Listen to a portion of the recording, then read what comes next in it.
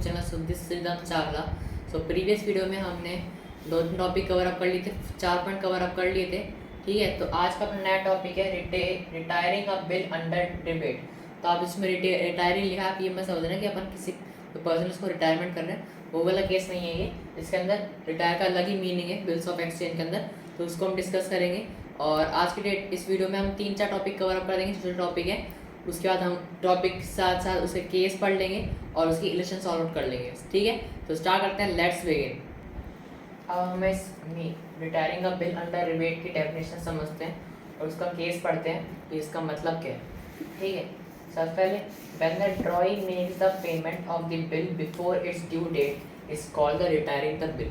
Basically retiring bill का मतलब क्या होता है, इसके अंदर जब जो ड्रॉई होता है वो पेमेंट कर देता है, कब? ड्यू डेट से पहले पेमेंट कर देता है, तो उसको हम क्या कहते हैं? रिटायरिंग द बिल कहते हैं। ठीक है, अब कैसे? In such a case the holder of the bill usually allows him discount is name as rebate. अब कई बार क्या होता है, किसी केस में जो होल्डर है बिल का उसने डिस्काउंट दे दिया। ठीक है, तो उस केस के अंदर जो डिस्काउंट मिला है बिल में, ठीक है, उसको क्या कहेंगे हम? रिबेट कहते हैं। ठीक है, बेसिकली रिबेट क्या होता है? The rebate is to gain to the party making the payment and an expense the party receiving the payment. Rebate क्या होता है? जो भी उसने पार्टी ने पेमेंट करा है उसको जो उसका प्रॉफिट है वो, और जो भी उसका खर्चा पानी हुआ है वो उसको रिसीव कर देते हैं, पेमेंट रिसीव कर देते हैं पार्टी। वही बात है कि उसको डिस्काउंट दे देते हैं।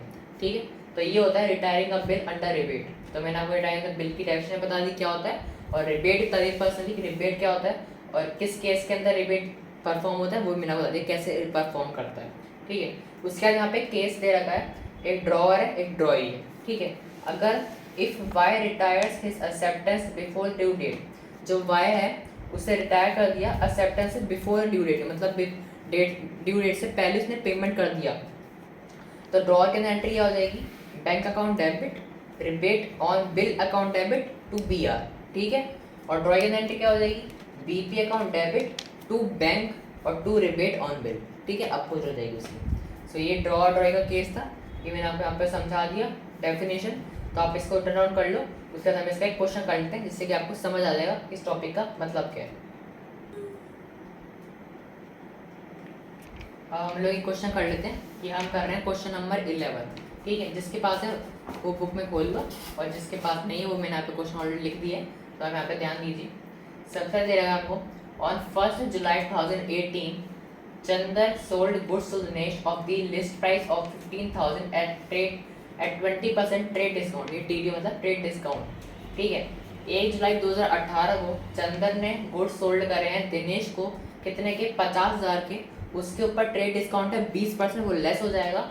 और उसी दिन एक बिल ड्यू हुआ दिनेश ने, जो कि अमाउंट ड्यू था पेबल, वो आफ्टर 3 मंथ के बाद पेमेंट करेगा।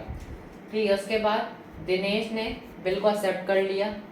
फिर उसके बाद on 4 September 2018 Dinesh retires his acceptance receive a rebate of 15%। उसके बाद 4 सितंबर को, ये वही हो गया ना ये, हाँ 3 मंथ के बाद 4 सितंबर 2018 को दिनेश ने एक्सेप्टेंस दे दिया, रिसीव कर दी रिबेट कितने का? 15% का। तो अब हमको इस क्वेश्चन को सॉल्व करना है, तो आप यहाँ पे ध्यान देना कि ये कैसे सॉल्व होएगा और इसमें रिबेट और ये सब कैसे मैनेज करेंगे। ठीक है, मतलब रिबेट का क्वेश्चन कैसे करेंगे, तो आप ध्यान देना। पहले आप इस क्वेश्चन को नोट डाउन कर लो, उसके अनुसार सॉल्यूशन कर लेते हैं। तो इसके अंदर 2 एंट्रीज होंगी, पहले जनरल एंट्री बनेगी चंदर की और दूसरी बनेगी जनरल एंट्री ऑफ दिनेश की।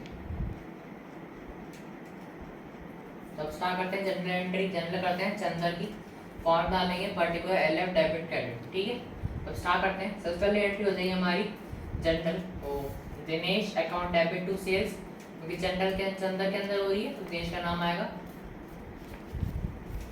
कितने की एंट्री हो जाएगी? 40,000 की।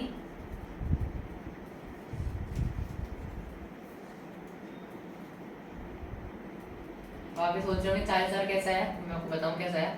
पहले आप रिटर्न कर लो, जो अपनी लास्ट एंट्री होगी ना उसका 40,000 आएगा।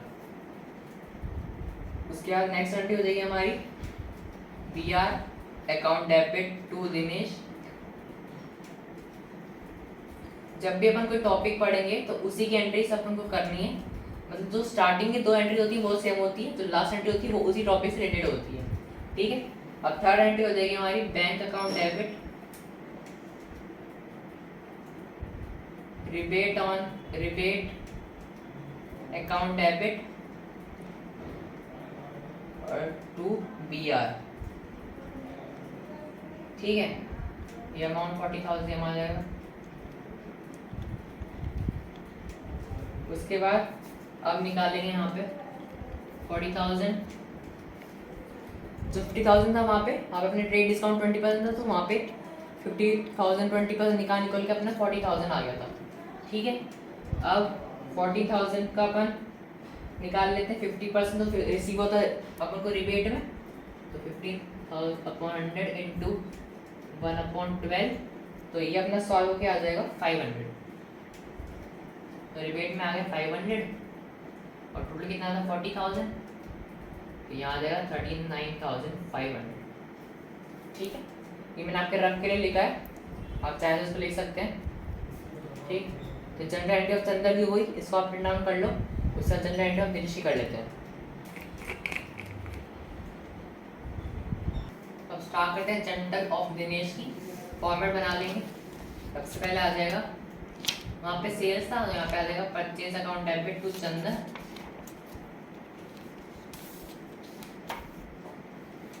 $40,000,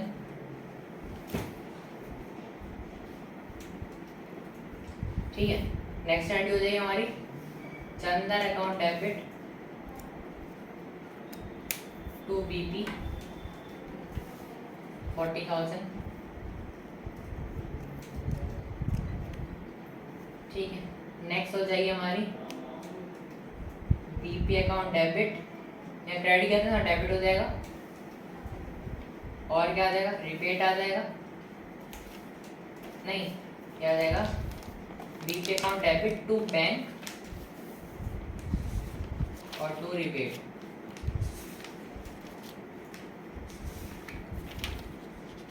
ठीक है। टोटल कितना 40,000, रिबेट हमने निकाल लिया था पहले 500 का, और यहाँ कितना आ जाएगा 39,500, ठीक है। जनरल एंट्री ऑफ दिनेश का भी कर लिया हमने, इसको आप डाउन कर लो। उसका नेक्स्ट टॉपिक अपना डिसऑनर ऑफ द बिल, इसको डाउन करने के बाद नेक्स्ट टॉपिक लिख लेना डिसऑनर ऑफ द बिल, उसका उसकी हम चालू कर देंगे डेफिनेशन। तो अब नेक्स्ट टॉपिक पढ़ेंगे हम डिसऑनर ऑफ अ बिल, ठीक है। तो मैंने यहाँ पे डेफिनेशन लिखी है डिसऑनर ऑफ द बिल की। मैंने आपको पहले कहा था डिसऑनर मतलब क्या होता है, जब भी हम कोई पेमेंट करते हैं बैंक के अंदर या चेक डिपॉजिट कराते हैं, अगर वो डिसऑनर हो गया मतलब बाउंस हो गया, तो उसको हम डिसऑनर ऑफ द बिल कहते हैं। अब इस केस में पढ़ेंगे कि बिल के अंदर डिसऑनर कैसे होता है। When the acceptor of the bill refuses to pay the amount of the bill on the date of maturity is known as dishonor of a bill, ठीक है। अब यहाँ पे क्या होता है, जो एक्सेप्टर होता है वो बिल को रिफ्यूज कर देता है, मतलब उसने मना कर दिया पेमेंट करने से, जिस दिन उसको पेमेंट करना था उस दिन उसे मना कर दिया, भाई मैं पेमेंट नहीं कर रहा, तो उस दिन क्या हो जाएगा, उस केस में डिसऑनर ऑफ अ बिल हो जाएगा, ठीक है। उसके बाद हम पढ़ेंगे यहाँ पे केस देखेंगे कि क्या होता है ड्रॉ केस में और ड्रॉइंग केस में। सबसे पहले when Y acceptor of the bill on the due date, जो Y होता है एक्सेप्टर, वो बिल ड्यू डेट के टाइम क्या होता है, ड्रॉ के अंदर एंट्री होती है Y account debit to BR और ड्रॉ के अंदर एंट्री हो जाती है BP account debit to X, वो अपोजिट इसकी हुई। उसके बाद when X pays the noting charges, अब नोटिंग चार्ज क्या होता है, मैंने आपको पहले बता दिया था वीडियो में, नोटिंग चार्ज फिर बता देता हूँ मैं। नोटिंग चार्ज का मतलब होता है जब भी आप पेमेंट कर रहे हैं, चेक से पेमेंट कर रहे हैं किसी को, और मान लीजिए चेक आपका बाउंस हो गया, डिसऑनर हो गया, उसके बाद डिसऑनर हो गया, उसके बाद आपने जो भी चार्जेस होंगे बैंक के, उसको हम नोटिंग चार्जेस कहते हैं बैंक की तरफ से, तो उसी को हम यहाँ पे कह रहे हैं व्हेन अगर एक्स ने नोटिंग चार्जेस पे करे हैं, तो ड्रॉ की केस में हो जाएगी Y account debit to cash, और ड्रॉ के अकाउंट ड्रॉ की एंट्री हो जाएगी noting charges account debit to X, क्योंकि नोटिंग चार्जेस तो एक्स ने पे करे, तो ड्रॉ केस में एंट्री क्या हो जाएगी noting charges account debit to X, और वाई की एंट्री क्या हो जाएगी, क्योंकि वाई में तो पेमेंट मिल रहा है, तो cash Y account debit to cash, ठीक है। तो ये यहाँ पे ये ड्रॉ केस हो गया, ड्रॉ केस हो गया। तो मैंने आपको समझा दी डिसऑनर ऑफ द बिल का मतलब क्या होता है, इसको आप नोट डाउन कर लो, उसके बाद हम इससे क्वेश्चन कर लेते हैं, इससे आपको समझ आ जाएगा कि भाई इसका मतलब क्या है। तो क्वेश्चन नंबर 12 करते हैं उस केस के अंदर। डिसऑनर ऑफ द बिल का ये क्वेश्चन है, क्वेश्चन नंबर 12। ठीक है, ध्यान दीजिए। On 1 January 2020 X sold goods to Y. 1 जनवरी 2020 को एक्स ने सोल्ड कर दिए गुड्स वाई को, कितने के? 20,000 के। उसके ऊपर 2% है कैश डिस्काउंट। उसके बाद पिछले केस में क्या था? ट्रेड डिस्काउंट था, अब यहाँ पे अपना कैश डिस्काउंट है। फिर वाई पेड 50% प्राइस इमीडिएटली। अब जो वाई था उसने क्या करा, जो 50% अमाउंट था उसी टाइम पे कर दिया। And x drew a bill only for 2 months for the bills. फिर एक्स ने क्या करा, एक बिल ड्रू करा 2 महीने के लिए, जो भी उसका बैलेंस था उतना। उसके बाद this bill is duly accepted by Y. फिर क्या करा, वाई ने उस बिल को एक्सेप्ट कर लिया। फिर the bill was dishonour on the due date and X paid 100 as noting charges. फिर जो बिल था वो डिसऑनर हो गया ड्यू डेट के टाइम। फिर क्या करा है, जो एक्स ने 100 रुपीज़ नोटिंग चार्जेस में पेड करे हैं। फिर Y paid the amount to X by cheque after 10 days। उसके बाद जब चेक जो डिसऑनर हो गया उसके बाद 10 दिन बाद जो वाई ने जो भी उसने पेमेंट ड्यू था उसका वो पेमेंट करा, और जिसने नोटिंग चार्जेस थे वो पेमेंट करा चेक के थ्रू। उस किस दिन? 10 दिन के बाद। ठीक है, तो हम यहाँ पे लिस्टिंग करेंगे, पहले यहाँ पे लिस्टिंग ऑफ एक्स की, फिर वाई की करेंगे हम। तो यहाँ पे बहुत सारी चीज़ें अपन गिवन है, तो अब धीरे धीरे अपन चलेंगे, तो आपको पता लग जाएगा कि पहले हम क्या कर रहे हैं, क्या करें। मैं आपको डिटेल में बताता रहूँगा। ठीक है, तो आप इस क्वेश्चन को नोट डाउन कर लो, उसके बाद हम इसका सॉल्यूशन कर लेते हैं। तो अब जनरल एंट्री ऑफ एक्स ही करेंगे हम यहाँ पे, तो ध्यान देना। सबसे पहले एंट्री हो जाएगी यहाँ पे Y account debit to sales. क्योंकि जनरल एंट्री ऑफ एक्स ही हो रही है तो बाय का नाम ही आएगा। कितने की होगी? 20,000 की अमाउंट 20,000 का था। ठीक है, नेक्स्ट एंट्री अपनी डिस्काउंट की हो जाएगी यहाँ पे cash account debit discount allowed account debit to Y. ठीक है, टोटल अमाउंट कितना? 20,000 था। 20,000 का 2% डिस्काउंट लगा देंगे तो डिस्काउंट अमाउंट हमारा आ जाएगा 200। 20,000 में से 2,000 अपन माइनस करेंगे तो कितना आ जाएगा? ये 19,800 अपना आ गया कैश। ठीक है, थर्ड एंट्री हो जाएगी हमारी B R account debit to Y. अभी तक अपन एंट्री करें उसमें क्या होता था कि अपने पहले एंट्री कर दी, उसका Y account debit to sales जो भी एंट्री है, फिर बी आर की एंट्री आ गई, फिर बैंक की एंट्री आ गई उसका अपोजिट। पर यहाँ पे डिस्काउंट होता तो अपन ने पहली एंट्री करी Y account debit to sales, फिर डिस्काउंट अलाउड था उसकी एंट्री करी है जो कैश डिस्काउंट था। उसका थर्ड एंट्री करी B R account debit to Y. अब अपनी आ जाएगी वाई अकाउंट डेबिट। अब जो कैश रिसीव हुआ है वो भी लिखेंगे to B R to cash. कितना था? वाई का टोटल अमाउंट 10,000। पहले अपना कितना था? बी आर का अमाउंट कितना था? यहाँ पे यहाँ लिखा नहीं है, 10,000 का था। ठीक है, एक मिनट, ये यहाँ पे 9,800 आएगा, यहाँ पे 10,000 आएगा। ठीक है, जैसे यहाँ पे 10,000 आ गया। अब बी आर आ गया 10,000, यहाँ पे बी आर के अमाउंट में 10,000 लिख देंगे। 20% 2% अपन निकाला था, सॉल्व किया था पूरा। उसके बाद बी आर 10,000 आ गया। ठीक है, कैश कितना नोटिस चार्ज कितना था? 100 रुपीज़ था। टोटल अमाउंट आ जाएगा हमारा 10,100। ठीक है, और लास्ट एंट्री हो जाएगी हमारी bank account debit to Y. ठीक है, कितने की एंट्री हो जाएगी? टोटल अमाउंट कितना? 10,100। जनरल एंट्री ऑफ एक्स हो गई, इसको आप डाउन कर लो। जनरल एंट्री ऑफ वाई कर देते हैं हम। तब जनरल एंट्री ऑफ वाई कर लेते हैं आप। सबसे पहले एंट्री हो जाएगी purchase account debit to X. Amount आ जाएगा 20,000। नेक्स्ट हो जाएगी X account debit to cash. Y की एंट्री में टू डिस्काउंट अलाउड था, यहाँ पर डिस्काउंट रिसीव्ड हो जाएगा। ठीक है, कितना था कैश 9800 और 200 डिस्काउंट था, टोटल हो गया 10,000।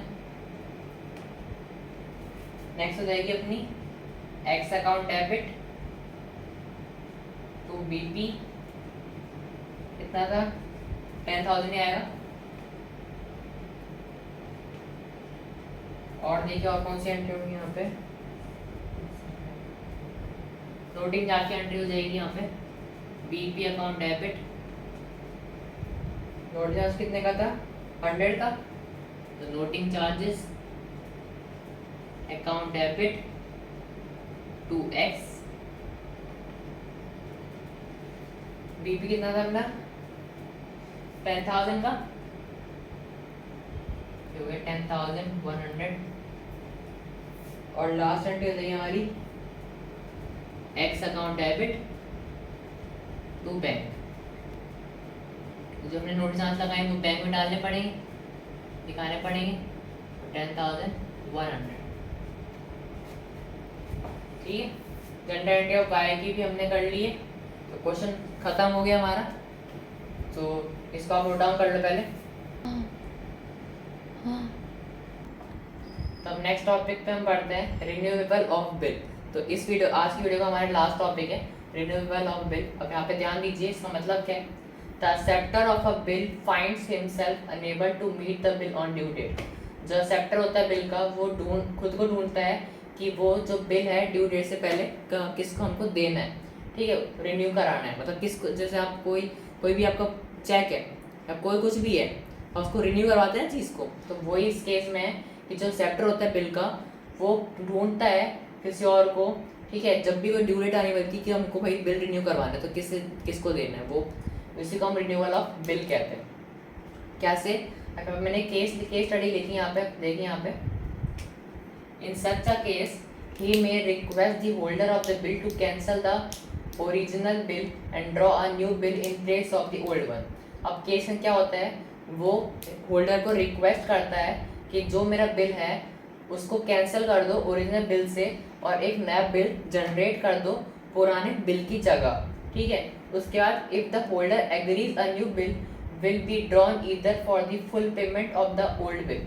और अगर जो होल्डर है वो एग्रीज मान जाता है नए बिल के लिए बनाने के लिए, तो फिर बनाने के लिए उसको पूरा पेमेंट देना पड़ता है जो भी उसका ओल्ड बिल के अंदर होता है, या फिर for the balance amount in case of partial payment by the acceptor.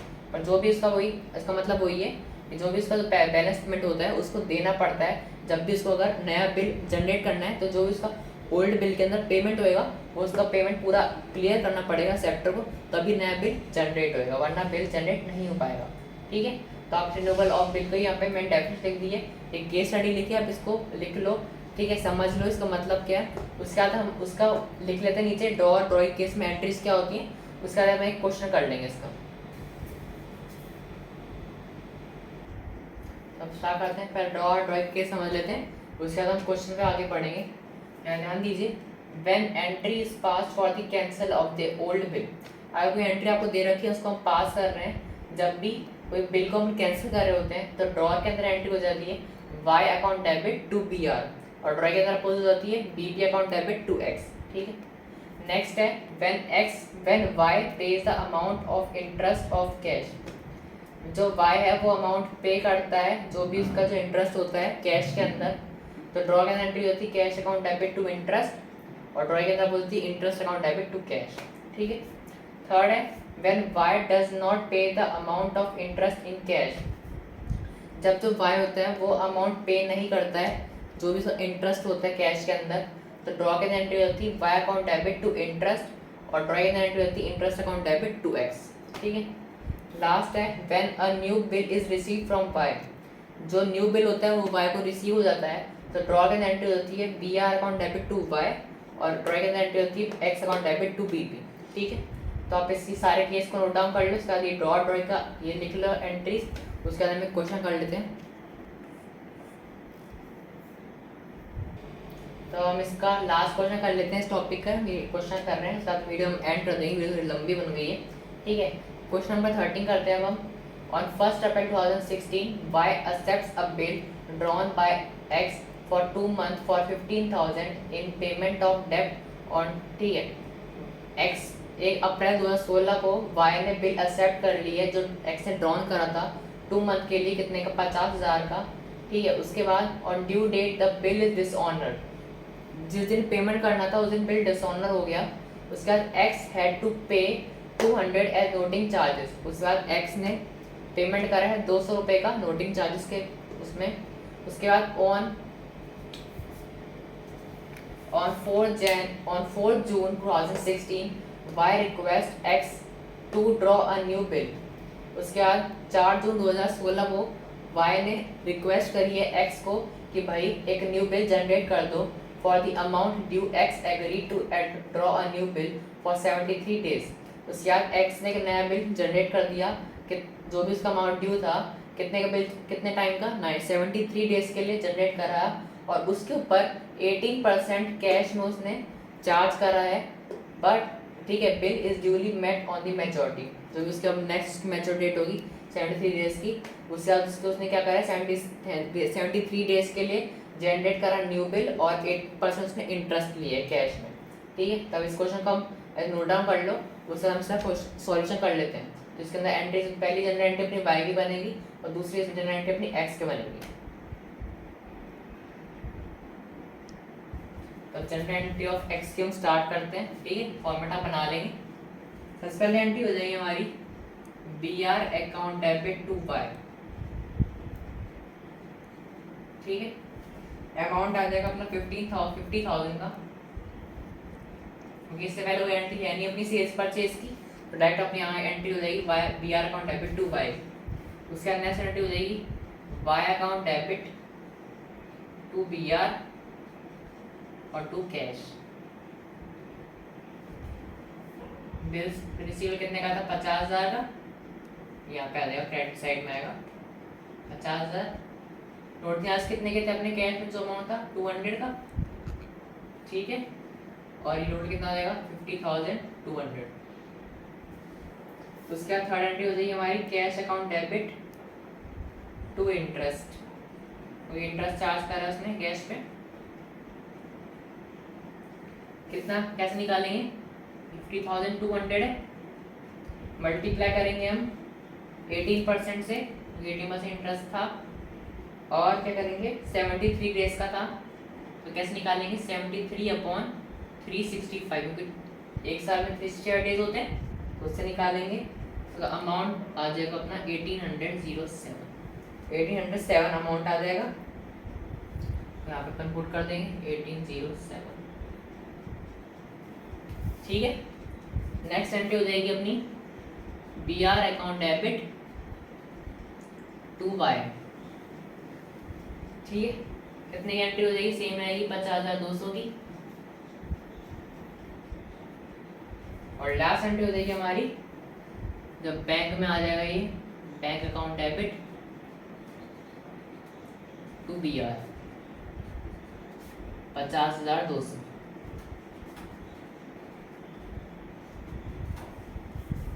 ठीक है। जनरल एंट्री ऑफ एक्स हो गई, इसको आप टर्न ऑन कर लो। उसके बाद लास्ट अपना बनता है जनरल एंट्री ऑफ वाई, इसको हम कंप्लीट कर लेते हैं। अब हम जनरल एंट्री ऑफ वाई की कर लेते हैं यहाँ पे, ठीक है, फॉर्मेट बना लेंगे। सबसे पहले एंट्री हो जाएगी हमारी X account debit to BP, कितने की है 50,000 की। अब हो गई उसकी एंट्री पूरी, जो आपने की थी B R account debit to Y, तो यहाँ हो गया X account debit to BP. Next जाएगी यहाँ पे BP account debit, noting charges आएंगे यहाँ पे, noting charges account debit to X, BP कितने का है 50,000 का, नोटिंग चार्ज 200, टोटल हो गया 50,200। नेक्स्ट हो जाएगी अपनी इंटरेस्ट क्या आ जाएगी यहाँ पे, interest account debit to cash, कितने की आ जाएगी, कितना इंटरेस्ट निकालता हमने अपने 1807 का, यहाँ पे सेम एंट्री हो जाएगी यहाँ पे, ठीक है। नेक्स्ट आ जाएगी अपनी X account debit to BP, और लास्ट जाएगी बैंक अकाउंट डेबिट, एक मिनट ये हो जाएगी, अपोजिट हो जाएगी या बीपी ट्रेड टू है ना, यहाँ पे डेबिट हो जाएगा, BP account debit to bank. ठीक है, तो अमाउंट कितना आ जाएगा यहाँ पे 50,200, और ये अमाउंट अपने यहाँ बैंक में भी आ जाएगा 50,200। ठीक, तो ये क्वेश्चन यहाँ पे खत्म हो गया हमारा। आप वीडियो देख तो लेते हो पर उसका आप लाइक नहीं करते हैं, तो मुझे आप लाइक करिए, कमेंट करिए, कोई भी दिक्कत आती है तो मैं आपको डिस्कस कर दूंगा, तभी मुझे पता चलेगा कि आपको समझ आ रहा है कि नहीं आ रहा है। ठीक है, तो जनरल एंट्री ऑफ वाई हो गया, क्वेश्चन हमने कंप्लीट कर लिए, इसको आप रिटर्न ऑन कर लो। तो ये आपको मैंने करा दिया, क्वेश्चन करा दिया। 3 टॉपिक हमने डिस्कस करें आज, retiring bill of under rebate वाला, डिसऑनर ऑफ बिल वाला, और लास्ट हमारा रिन्यूअल ऑफ बिल। ठीक है, तो 3 वीडियो अपने 3 टॉपिक कवर अप करने इस वीडियो में। तो आज की वीडियो थोड़ी सी लेंथी बन गई, कोई बात नहीं, इसको आप आराम से देखना, वीडियो स्किप मत करने, तो आपको समझ नहीं आएगा। एक वीडियो को ध्यान से पढ़ना, उसे केस स्टडी पढ़ना जो आपको नीचे लिखवाई है वो पढ़ना। ठीक है, उसका जो मैंने आपको क्वेश्चन करा है वो पढ़ना, और डॉट ड्रॉइंग केस होता है वो भी आप अच्छे से याद करने से आपको पेपर में कोई दिक्कत नहीं आती है। तो आज के लिए इतना ही, मिलते हैं नेक्स्ट वीडियो में। एक का टॉपिक अपना बचता है, उसको आप कवर अप कर लेंगे, एक आधे में अपना एक चैप्टर खत्म हो जाएगा और ये अपनी अकाउंट्स की वो खत्म हो जाएगी, उसके बाद हम आगे बढ़ेंगे 2 दिन बाद, कोई दिक्कत नहीं है। तो आज के लिए इतना ही करेंगे, मिलते हैं नेक्स्ट वीडियो में, टेक केयर, बाय।